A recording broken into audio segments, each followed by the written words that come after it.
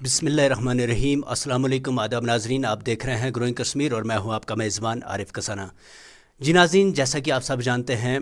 बढ़ते हुए मंशियात और बढ़ते हुए फितने फ़साद या बढ़ते हुए रस्म रिवाज हमारी जम्मू कश्मीर की जो कौम है इसको किस ओर ले जा रहा है। और आए दिन हम देखते हैं, जैसा कि आप सब जानते हैं कि पिछले कुछ दिनों में जो एक मामला आया था जहां पर एक औरत के साथ दहेज के मामले पर ज़्यादती हुई थी, उनके घर वालों ने इल्ज़ाम लगाया था। लेकिन उसके बाद हम देखें, अगर कल जो श्रीनगर में वाक़ा पेश आया कि एसिड अटैक का, तो उसके बाद जो है हम देख रहे हैं कि हमारी जम्मू कश्मीर की, अगर हम ज़्यादा बात करते हैं कश्मीर की, तो हमारी जो कश्मीर है ये इन तमाम मामलों से पहले पाक थी, लेकिन अब आए दिन जो हैं कई तरह ऐसे मामला जो हैं पेश आ रहे हैं जो कि काफ़ी संगीन हैं। जी नाज़रीन, इसी मुद्दे पर हमारे साथ बात करने के लिए मौजूद है मुफ्ती मंजूर साहब, जिनका ताल्लुक़ गांदरबल से है, और हम उनसे इस बारे में बात करने की कोशिश करेंगे कि आखिर क्या वजह है कि इस तरह के वाक़ात अब दिन ब दिन जो है ज़्यादा होते जा रहे हैं और बिना खौफ के जो है नौजवान ऐसे कदम उठा लेते हैं जो कदम आज से अगर 10 या 20 साल पहले की बात करें तो नौजवान जो है वो ऐसे कदम उठाने से पहले 10 बार ये सोचते थे कि क्या ये चीज़ जो है हमारी सोसाइटी है उसमें ये गवारा करेगी या नहीं। एक तो फैमिली का ऐसा प्रेशर होता था, लेकिन आज नौजवान बिना खौफ के ऐसे कदम उठा लेते हैं और उन्हें कोई डर व खौफ नहीं होता। जी मंजूर साहब, सबसे पहले खैर मकदम है आपका ग्रोइंग कश्मीर में। अस्सलामु अलैकुम रहमतुल्लाहि व बरकातुहू। अल्हम्दुलिल्लाहि कफ़ा व सलामुन अला इबादिहिल्लज़ीना इस्तफ़ा। क़ाल अल्लाहु अज़्ज़ व जल तआवनु अलल बिर्रि व तक़वा व ला तआवनु अलल इस्मि वल उद्वान। कुरान करीम की इस आयत करीमा में अल्लाह जल्ल शानुहु इरशाद फरमाते हैं कि तुम खैर और भलाई के कामों में एक दूसरे की मदद करो, तावन करो, गुनाह, जुल्म, ज़्यादती, फहाशी, बेहयाई और दीगर वो तमाम बुरे आमाल, उनमें एक दूसरे के मावन और मददगार मत बन जाओ। इस वक्त जो सूरत हाल आपने पेश की है और ये हमारे सामने है, हर आए दिन एक नया फितना जन्म लेता है, चाहे वो रस्म व रिवाज के एतबार से हो, चाहे वो जहेज़ के एतबार से हो, चाहे वो मनशियात के एतबार से हो, चाहे वो किसी और सूरत की शक्ल में हो। तो बहरहाल हमारा माशरा हर आए दिन किसी नए फितने का शिकार होता चला जा रहा है। उसमें बुनियादी वजह यह है, एक तालीम अगर है तो तालीम के साथ में सही तरबियत नहीं है। जब सही तरबियत इंसान को नहीं मिलती तो उसकी वजह से तालीम के बावजूद इंसान इन कामों में मुलव्वस हो जाता है। दूसरी चीज़ है बढ़ता हुआ बेरोज़गारी। बेरोज़गारी की वजह से भी इंसान कभी इस किस्म के आमाल में मुब्तला हो जाता है, ऐसी हरकतें कर बैठता है। तो इसलिए हमेशा कोशिश करनी चाहिए, अगर बेरोज़गारी के एतबार से परेशान हैं तो अल्लाह जल्ल शानो कुरान करीम में फ़रमाते हैं तुम्हारा परवरदिगार अल्लाह है और तुम अल्लाह से रिज़्क़ मांगो। तो अल्लाह की तरफ रजू करना चाहिए, ना कि वो नाजायज़ ज़राए इख्तियार किए जाएं और उसके ज़रिए एक तो ख़ुद अपनी ज़िंदगी बर्बाद, फिर वो जिन तक मनशियात पहुँचाएगा उनकी ज़िंदगी बर्बाद, और अपना वक्त बर्बाद, अपनी ज़िंदगी और अपने कीमती वक्त, ये सब उसके साथ में माशरा इंतहाई बिगाड़ के दाने पर खड़ा है। और उसमें इस वक्त हर फ़र्द बशर की ज़िम्मेदारी है, चाहे वो मर्द हों, चाहे वो औरतें हों, चाहे वो छोटा हो, चाहे वो बड़ा हो, हर एक की ज़िम्मेदारी है। चाहे वो आम इंसान हैं, चाहे वो ज़िम्मेदार हैं, चाहे वो ज़िम्मेदार अपने घर का ज़िम्मेदार क्यों ना हो, अपने महल्ले का ज़िम्मेदार क्यों ना हो, और अगर आप और आगे इंतज़ामिया की तरफ चले जाएं, चाहे वो रियासती सरकार हो, चाहे मरकज़ी सरकार हो, तो हर एक की अपनी ज़िम्मेदारियां हैं, वो अपनी ज़िम्मेदारियों को निभाए और आम इंसान अपनी ज़िम्मेदारियों को निभाए, तो इंशाअल्लाह इन चीज़ों में कंट्रोल हो सकता है। दूसरी बात जो इस वक्त आवारगी है बिना खौफ, उसकी असल वजह यह है कि मुसलमान इस वक्त मरने को भूल गए हैं। कि एक इंसान के अंदर पहले आज से 20-25 साल 30 साल पीछे आप चले जाएं तो उनमें बहुत तसव्वुर था, और आज भी जो बुज़ुर्ग आपको मिलते हैं और जब वो बीमार हो जाते हैं, उनकी इयादत के लिए जाओ या उनकी से यूं ही मुलाकात के लिए आप जाओ, तो वो एकदम ये बात कहेंगे आप हमारे ईमान के लिए दुआ करें, आप हमारे ईमान की फ़िक्र करें। ان کو تو وہ تو ایمان کی بات کرتے ہیں، لیکن اس قسم کی آج کی جو جنریشن ہے اس میں بہت سارے ایسے بھی ہیں جو ان اعمال میں مبتلا ہو گئے، وہ تو بالکل اپنی فکر آخرت بھول چکے ہیں، ان کو یہ معلوم نہیں ہمیں کل قبر میں جانا ہے، ہمیں مرنا ہے، مرنے کے بعد زندہ ہونا ہے، اللہ کے ہاں اس کا جواب دینا ہے،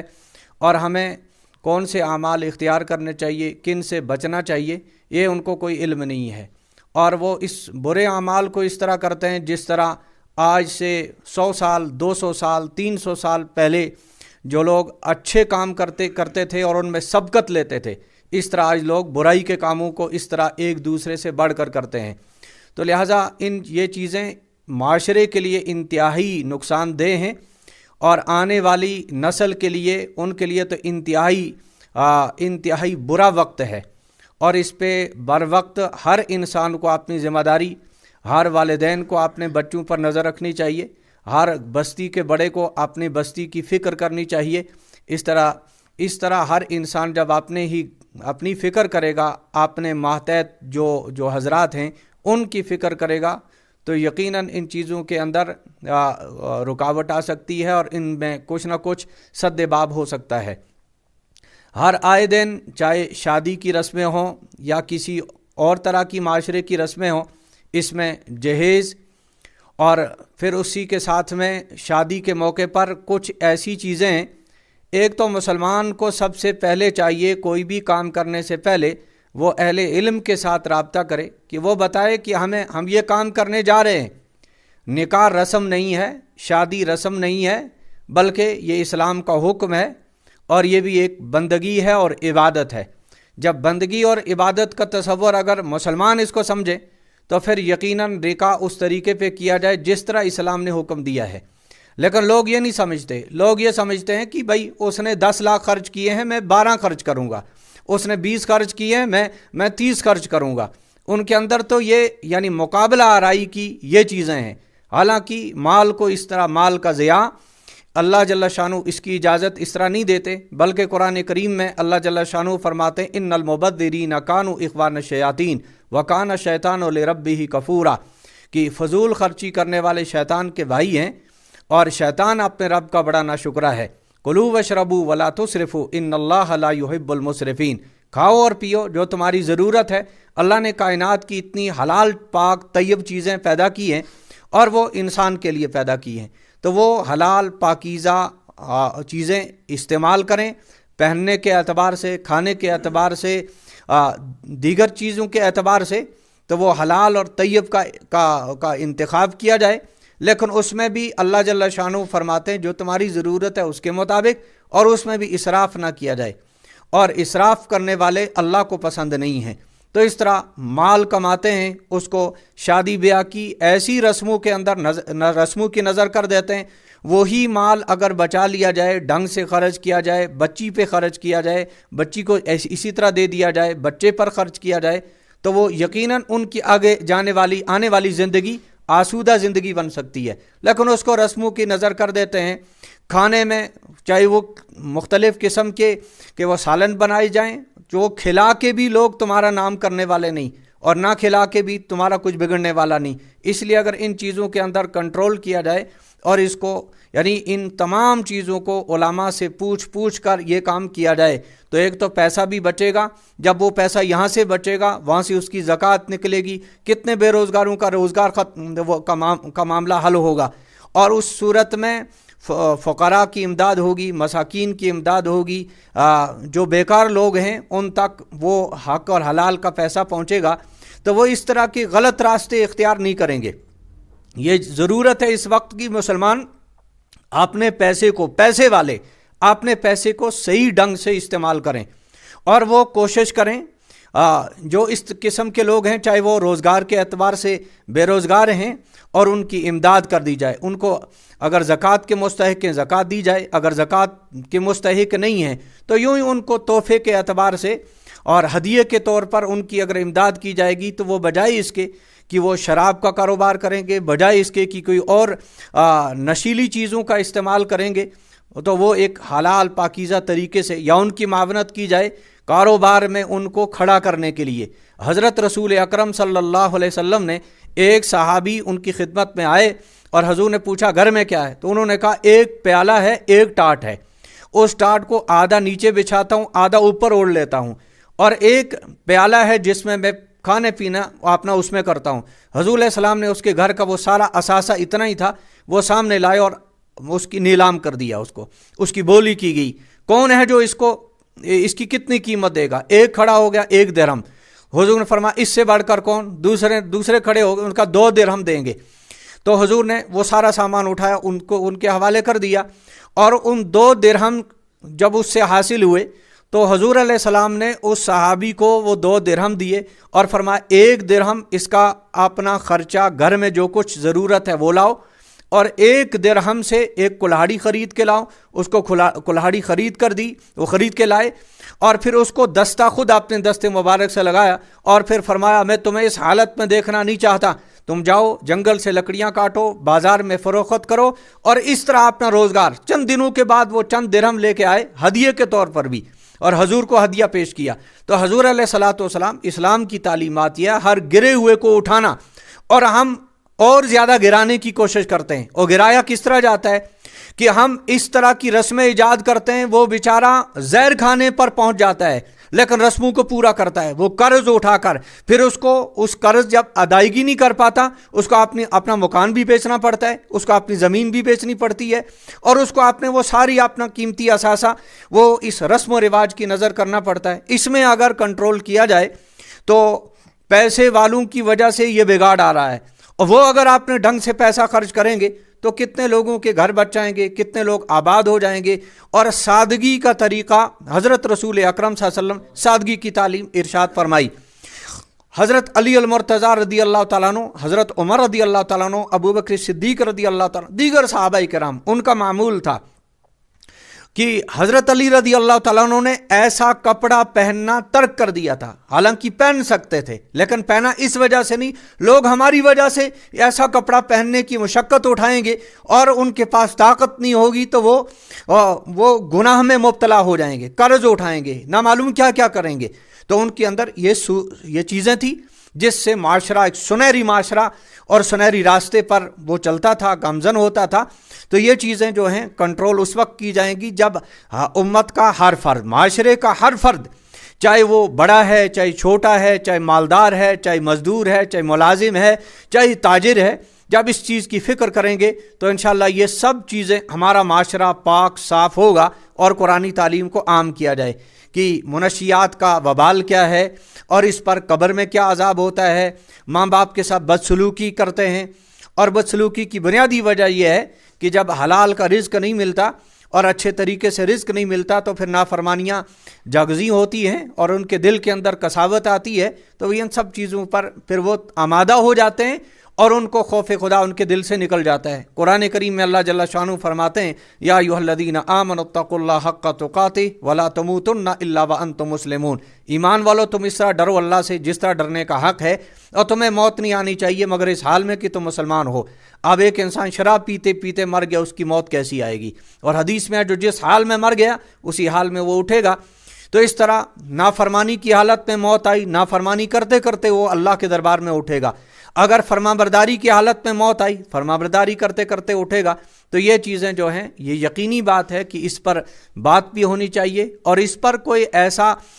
کوئی عملی فکر بھی ہونی چاہیے کہ اس کا معاشرے کا ہر فرد اس کے لیے فکر مند ہو کر جب تک نہیں کھڑا ہوگا اور اس کی فکر نہیں لے گا تب تک یہ مسئلہ حل ہونے والا نہیں۔ خالی تقریروں سے، خالی تحریروں سے یہ کچھ ہونے والا نہیں، بلکہ اس کے لیے ہر محلے میں، ہر گاؤں میں، ہر شہر میں، ہر بستی اور قریہ میں وہاں کے وہ اس کی فکر کریں گے اور ایک نہج بنائیں کہ ہم شادی اس طریقے پر کریں گے۔ نہ معلوم کیسی کیسی رسمیں ہوتی ہیں اور ہر آئے دن نئی چیز وجود میں آتی ہے، اور لوگ سمجھتے ہیں فلاں نے کیا ہے شاید اسی میں بڑی خیر ہے۔ میں آپ کو آج کی بات بتاتا ہوں جو آج کی نئی چیز ہے، یعنی پیچھے سے کچھ ہمارے مسلمان بھائی جو ان کے اندر وہ ایک رسم چلتی آئی ہے، یعنی ختم نیاز کرتے رہے، حالانکہ ایصال ثواب کرنا یہ شریعت کا حکم ہے، اور ایصال ثواب کے لیے شریعت نے کوئی طریقہ متعین نہیں کیا ہے. یعنی یہ ہے کوئی ننگا ہے اس کو کپڑا پہنا دو، کوئی بھوکا اس کو کھانا کھلا دو، کوئی بے سر و سامان ہے تو اس کا کوئی چارہ کر دو، اس کو مکان بنا کے دے دو. تو یہ ہر اعتبار سے صدقہ یہ ایصال ثواب کیا جا سکتا ہے. اب کچھ لوگ کلمات پڑھا کے کرتے ہیں، کچھ لوگ قرآن پاک پڑھا کے کرتے ہیں، اس میں بھی کوئی شک نہیں ہے. قرآن پاک بغیر رسم کے پڑھا جائے، کلمات بغیر رسم و رواج کے پڑھے جائیں تو یقیناً ان کا فائدہ پڑھنے والے کو بھی ہوتا ہے. جب پڑھنے والے کو ہوا تو اس کا ثواب وہ مرنے والوں کو جب ایصال ثواب کرتا ہے یقیناً ان کو بھی فائدہ ہوتا ہے. لیکن ہر آئے دن اس میں بھی رسمیں. میں آج کی بات بتاتا ہوں. ایک صاحب نے مجھے ایک استفتاء بھیجا ہے، یعنی وہ سوال تھا اور سوال نامے کا جواب بھی تھا. اس میں یہ تھا کہ ختم شریف پڑھانے والے نے ختم پڑھایا اور اس میں پاس میں کتے کو لا کے بیٹھایا. اب دیکھو ایک مسلمان ہے، ایک تو ایصال ثواب کی مجلس قائم کر رہا ہے، ساتھ میں کتے کو بھی بٹھا رہا ہے اور کہہ رہے اصحاب کہف کا کتا ان کے ساتھ میں تھا. یہ دلیل دی جا رہی ہے. تو اس طرح آج اس نے کیا ہے، کل یہ گندی غلیظ ترین یہ رسم پورے معاشرے میں اس کو لے لیں گے لوگ، لیکن لوگوں کو نماز پڑھو نہیں لیں گے، لوگوں کو قرآن پڑھو نہیں لیں گے. وَإِن يَرَوْا سَبِيلَ الرُّشْدِ لَا يَتَّخِذُوهُ سَبِيلًا إِن يَرَوْا سَبِيلَ الْغَيِّ يَتَّخِذُوهُ سَبِيلًا. قرآن کریم میں اللہ فرماتے ہیں اچھائی کا راستہ دیکھتے ہیں تو قبول نہیں کرتے، اس پر چلتے نہیں، برائی کو دیکھتے ہیں تو ایک دم چل دیتے ہیں. تو اس طرح کوئی بھی شخص اگر اپنی جہالت کی وجہ سے، کم علمی کی وجہ سے اور اپنی مزاج کے بگاڑ کی وجہ سے کوئی عمل کرتا ہے، لوگ کہتے ہیں واہ واہ اس نے تو بہت اچھا کام کیا ہے اور ہمیں بھی یہ کرنا چاہیے. تو اس طرح کے ان رسم و رواج سے، اور اس پر جو اس سوال کا جواب ایک مفتی صاحب دے رہے ہیں، اور حیرت تو اس مفتی پہ ہے. عام لوگوں پر چلو اس نے تو غلطی کی تھی، کم از کم اس کو ٹوکتے، اس نے اس کی تصدیق کی بالکل صحیح ہے. اور جو اس کی مخالفت کرتے ہیں وہ وہابی لوگ ہیں، وہ اولیاء اللہ کے گستاخ ہیں. کیا اولیاء اللہ کے ساتھ محبت کا یہ انداز ہے؟ یہ تو ان کی عقل پر ماتم کرنے کو جی چاہتا ہے کہ وہ اولیاء اللہ کی محبت میں کتوں کو ساتھ بٹھا رہے ہیں. اللہ کے رسول صلی اللہ علیہ وسلم نے فرمایا جو کتا پالتا ہے اس کے ثواب میں ایک قیرات کم ہو جاتا ہے، اور جہاں کتا ہوتا ہے وہاں رحمت کے فرشتے نہیں آتے. تو اس طرح کتوں کے ساتھ زندگی بسر کرنا تو کتوں کا کام ہے. اس لیے ہر آئے دن چاہے جہیز کے اعتبار سے ہو، ایصال ثواب کے اعتبار سے ہو، یا شادی بیاہ کی رسمیں ہوں، اس میں شمع جلائی جاتی ہیں، کیکیں کاٹی جاتی ہیں، عورت کو دلہن بنا کر فیس بک پہ اس کو ننگا کر کے چڑھایا جاتا ہے. مجھے تو کبھی افسوس ہوتا ہے اس بچی کا باپ کتنا بے غیرت ہے. اس سے تو کتے کے اندر غیرت آ سکتی ہے، جانوروں کے اندر غیرت ہے، لیکن یہ انسان ہونے کے باوجود اس کی غیرت کہاں چلی گئی کہ یہ اپنی بچی کو ننگی کر کے اس میں کامنٹ والوں کے کمنٹ پڑھو کہ وہ اس میں کیا کیا لکھ رہے ہیں. جس کو جو بات آتی ہے وہ کہہ رہا ہے، کوئی شرم و حیا کی بات کر رہا ہے اور کوئی تو بالکل حدیں پار کر رہا ہے. تو یہ ساری چیزیں یہ محض اس بگاڑ کی وجہ سے کہ ہم شاید بہت اونچے ہیں اور بہت عزت کا مقام پا رہے ہیں، حالانکہ یہ عزت نہیں ہے، یہ بے عزتی ہے. ان العزت للہ ولرسولہ وللمؤمنین ولکن المنافقین لا یعلمون. عزت تو اللہ کے لیے، اس کے رسول کے لیے اور مومنوں کے لیے. یعنی وہ ایمان والے جو اسلام کو بھی مانتے ہیں، شریعت کو مانتے ہیں، اسی کے تحت میں ان کی شادی ہے، ان کا بیعہ ہے، ان کے ایصال ثواب کی مجالس ہیں اور دیگر چیزیں وہ اسلام کے حدود کے اندر رہ کر وہ کرتے ہیں، تو یقیناً عزت وہ پاتے ہیں. اور جو دوسروں کی نقالی کر کے عزت پانا چاہتے ہیں، قرآن کہتا ہے یبتغون عندهم العزة فإن العزة لله جميعا. کیا ان کے رسم و رواج کو دیکھ کر، ان کی نقالیاں کر کے آپ عزت ڈھونڈتے ہو؟ عزت کا مالک اللہ ہے. تو عز و منتشا تو دل و منتشا. اللہ جس سے چاہتے ہیں عزت دیتے ہیں، جس سے چاہتے ہیں ذلیل کر دیتے ہیں. تو لہٰذا ہر فرد بشر کو اس کی فکر کرنی چاہیے، اور جہاں جس بستی میں یہ برا عمل ہو تو اس پر بستی کے بڑوں کو ٹوکنا چاہیے، بلکہ ٹوکنے کے بجائے وہ اس کے حامی بن جاتے ہیں، اس کے ناصر بن جاتے ہیں. ایک صاحب نے ایک دفعہ مجھے فون کیا، فون پہ مسئلہ پوچھ رہا ہے. باپ نے ناجائز تعلق بیٹی کے ساتھ کیے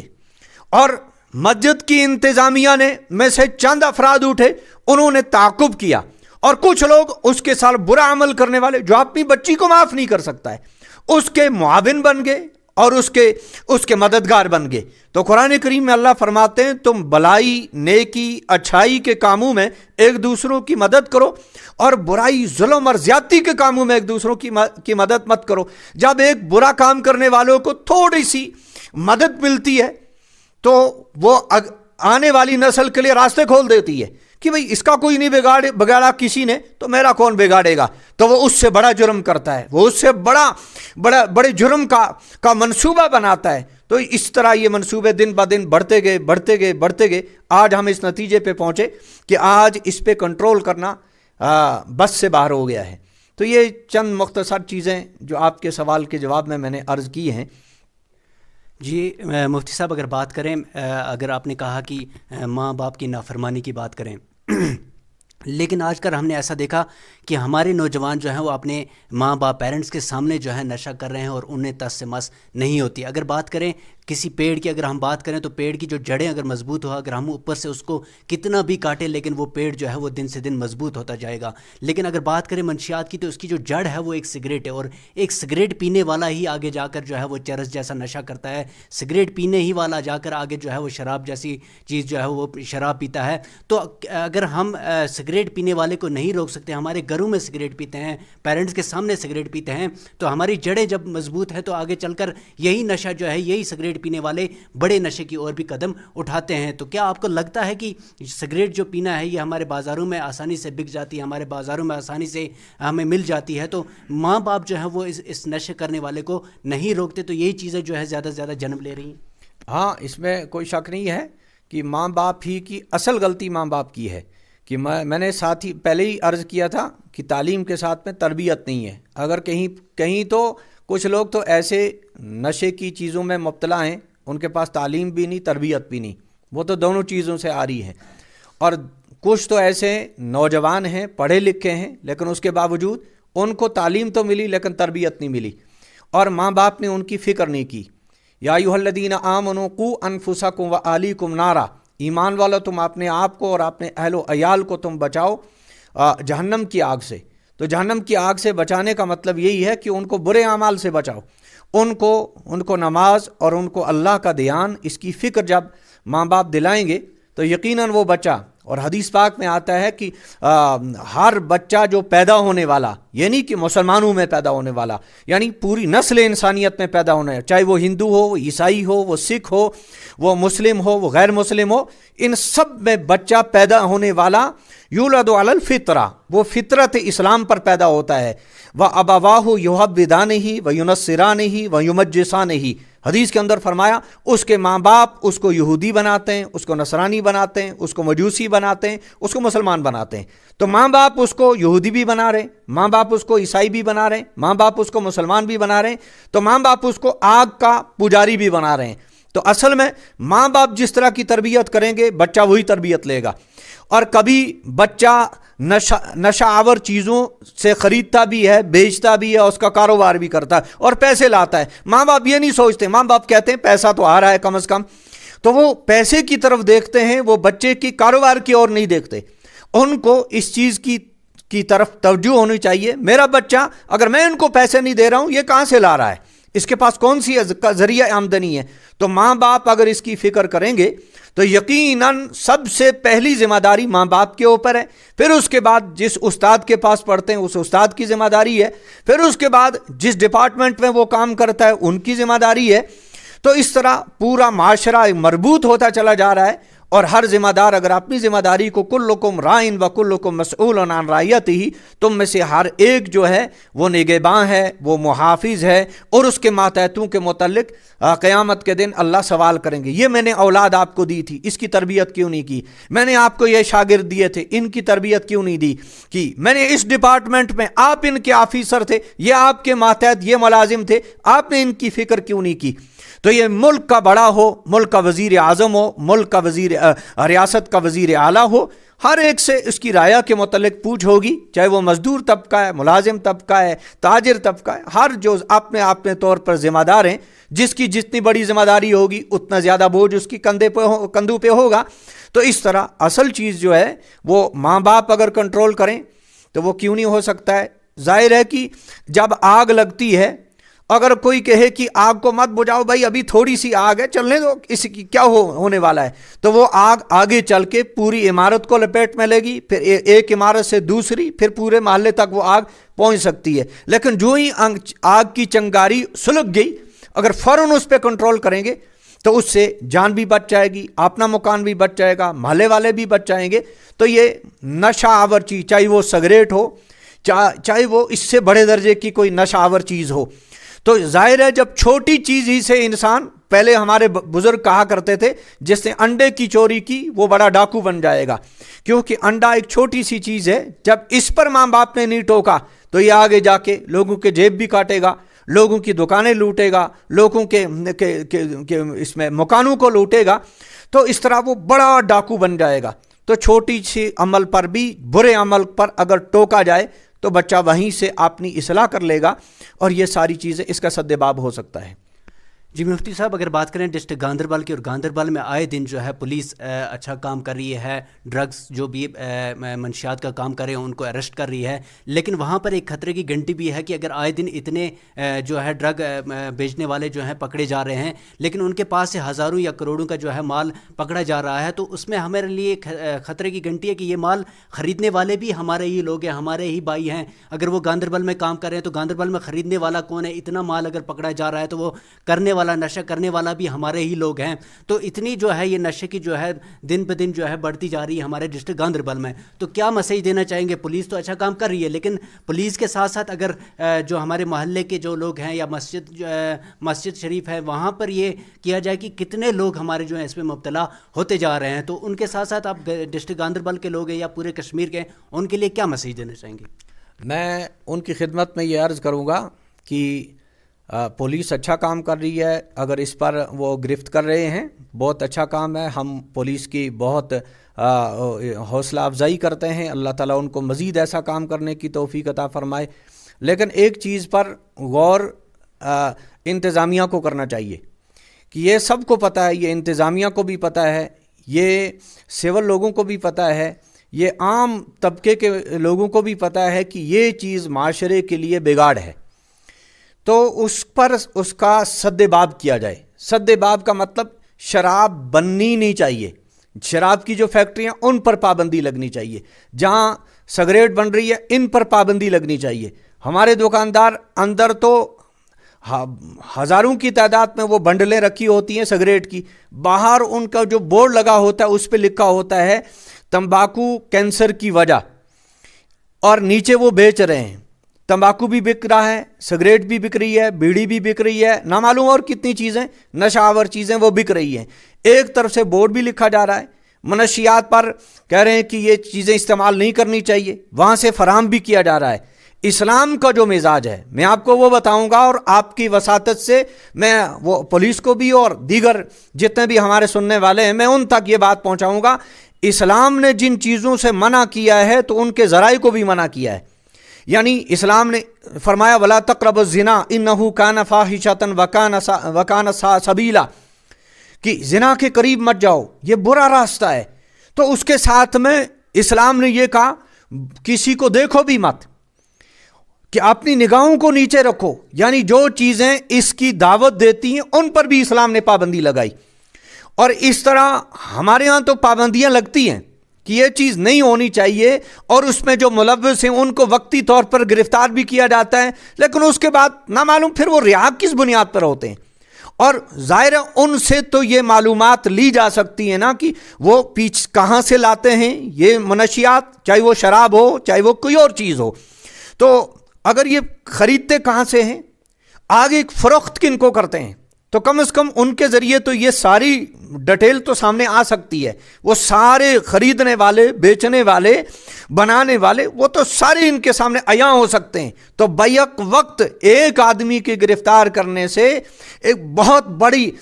معلومات حاصل ہو سکتی ہے اور اس کا سدباب کیا جا سکتا ہے۔ لیکن چند آدمی جو پھنس گئے ان کو وقتی طور پہ ممکن ہے کوئی سزا بھی دی جائے، وقتی طور پر ان کو چند دنوں کے لیے سلاخوں کے پیچھے بھی ڈال دیا جائے، پھر اس کے بعد پھر ان کو کھلا چھوڑ دیا جاتا ہے۔ تو نہ معلوم اس میں کیا راز ہے، یہ بات تو ہماری سمجھ سے باہر ہے۔ اس میں تو ایک ہونا چاہیے کہ اگر کوئی مجرم پکڑا جا رہا ہے ٹھیک ہے، اس کو جو مناسب، یہ نہیں ہے इस्लाम ने भी ऐसे मुजरिमों की सज़ाएं मुकर्रर की हैं और वो मालूमात की जाए कि किस जुर्म की क्या सज़ा है, वो उसको मुनासिब सज़ा दी जाए, लेकिन उसके साथ में फिर उसकी रिहाई के भी जब रिहा किया जाए तो उस वक्त भी उसको इस चीज़ का पाबंद बनाया जाए कि दोबारा अगर आपसे हो जाएगा हम ये जुर्माना डालेंगे या इस तरह की कोई चीज़ अगर करेंगे तो मुमकिन है सुधार आ सकता है। तो उनके ज़रिए मालूमात भी हो सकती है कि इतना पीछे से शराब आ रहा है, इतनी दीगर नशेआवर चीज़ें आ रही हैं, तो ये लाने वाला कौन है, ख़रीदने वाले कौन है, इन तक तो पहुंचना बहुत आसान है। जब एक पकड़ा गया तो वो खुद ही बताएगा मेरे ग्राहक कितने हैं, मुझसे ख़रीदने वाले कितने हैं, मुझे बेचने वाले कितने हैं। तो यह जाहिर है पुलिस के पास ताकत है, पुलिस के पास कानून है, पुलिस के पास वो तमाम सरमाया है जिसको वो इस्तेमाल करके, जिस तरह मैं और आप वो नहीं कर सकते हैं जो एक साहिब इक़्तिदार शख्स कर सकता है और जिसके हाथ में बहुत कुछ है, वो तो इस पर बहुत जल्दी कंट्रोल भी कर सकते हैं। तो मैं ये पैगाम देना चाहता हूँ, एक तो हर अपनी अब जगह में फ़िक्र करे और हर मुजरिम को या तो उसके जुर्म पर पर्दा डाले। पर्दा उस वक्त डाला जाए जब वो तौबा कर ले कि मैं आइंदा नहीं करूँगा। अगर ये यकीन हो कि इसने जुर्म छोड़ दिया है तो उसके जुर्म पर पर्दा डाल दिया जाए। इस्लाम भी इसकी दावत देता है। लेकिन अगर एक आदमी दूसरे से माफ़ी मांग कर अपना अंदरूनी कारोबार चला के और माशरे को ख़राब कर रहा है, उस पर पर्दा कतई नहीं डालना चाहिए। फ़ौरन पुलिस को इत्तला करनी चाहिए, फ़ौरन ज़िम्मेदारों तक वो बात पहुंचानी चाहिए ताकि हमारे इस मोहल्ले से, इस गांव से, इस इलाके से ये जो बुरी चीज़ है इसका खात्मा होना चाहिए। शुक्रिया मंजूर साहब। ये थे मुफ्ती मंजूर साहब जिनका ताल्लुक गांधरबल से, और उन्होंने तफसील से ये बताया कि किस तरह से हम जो है इन चीज़ों से दूर हट सकते हैं। और ये पूरी ज़िम्मेदारी जो है एक तो एडमिनिस्ट्रेशन पे भी है, लेकिन उसके साथ साथ जो हमारे सोसाइटी के बड़े लोग हैं उनकी भी है, और ज़्यादातर जो है अपने पेरेंट्स की, कि वो अपने बच्चों की तरबियत जो है वो किस तरह करें, वो उन तक ज़्यादा डिपेंड करता है। जी नाज़रीन, आपको बताएं कि जिस तरह से जम्मू कश्मीर की अगर बात करें तो बेरोज़गारी में सबसे पहले नंबर पर, अगर फैशन की बात करें तो सबसे पहले नंबर पर जम्मू कश्मीर आता है। और उसके बाद अगर बात करें हमारी शादी ब्याहों में जो रस्म रिवाज है, और उसमें भी जम्मू कश्मीर जो है अब पहले नंबर पे आ गया। और इसी की वजह यही है कि हम नए नए फितनों को जन्म दे रहे हैं, और नए नए फितने जो हमारे सोसाइटी में आ रहे हैं, जिसका सीधा सीधा नुकसान जो है हमारे नौजवान बिगड़ते चले जा रहे हैं। और उसका सीधी सादी एक मिसाल जो कल श्रीनगर में वाक़ा पेश आया, जहाँ पर एसिड अटैक हुआ, और उसके बाद जो है लोगों ने, कई सोशल एक्टिविस्ट, कहीं जो पॉलिटिकल एक्टिविस्ट, उन्होंने इसको कंडेम किया, लेकिन उन्होंने ये नहीं पूछा कि इसकी वजूहात क्या है, क्यों ये ऐसे जो है जुर्म जो है लोग कर रहे हैं। और उसी की तफसीलात से मुफ्ती मंजूर साहब ने बताया कि क्यों ये चीज़ें जो है हमारे माशरे में जन्म ले रही हैं। आप देखते रहिए ग्रोइंग कश्मीर, आरिफ कसाना के साथ। दिन भर के तमाम तर अपडेट्स पाने के लिए सब्सक्राइब कीजिए हमारी सभी ऑफिशियल चैनल्स को, और साथ ही साथ बेल आइकन भी प्रेस कीजिए ताकि आप तक पहुंचे हर खबर सबसे पहले।